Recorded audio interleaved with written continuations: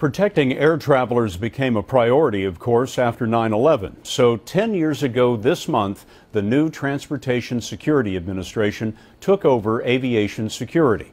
On the front lines, high above, are the Federal Air Marshals. Bob Orr gives us a rare look inside their program. To make it as Federal Air Marshals, recruits must be able to run up evacuation slides, outscore other federal agents on gun ranges, learn how to react in life or death circumstances on crowded airplanes with no backup. Joseph D'Angelilio is in charge of Air Marshal training. What kind of person are you looking for? Someone who doesn't live in a black and white world, because at 35,000 feet, we don't give them black and white answers. Prospects spend 120 hours training with weapons.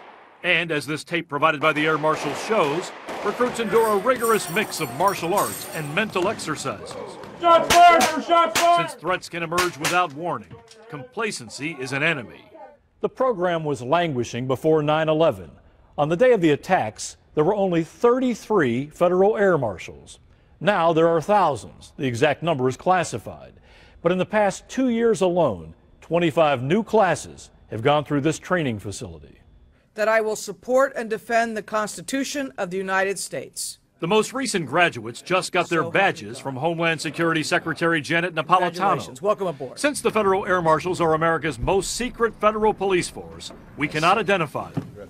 Anonymity is critical for Air Marshals to blend in with the 1.8 million people who fly each day. There's a game that's been played for ever since 9/11, pick out the Air Marshals. And it's a great game because people assume they're everywhere. And that's it's a great force multiplier. Air Marshal Kimberly Thompson flew for 8 years before moving to headquarters. She says Air Marshals are taught to continuously scan for potential threats. So we're looking continually at the passengers around us, the passengers that are getting up and going into the restrooms or moving about the cabins for any given reason to determine why is that person getting out of their seat.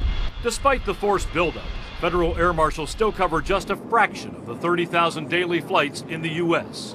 Over the past decade, they've made few arrests and have never fired a weapon in flight.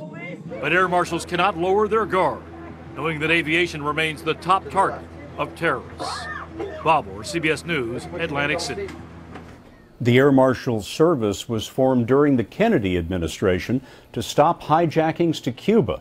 The first class graduated 50 years ago next month.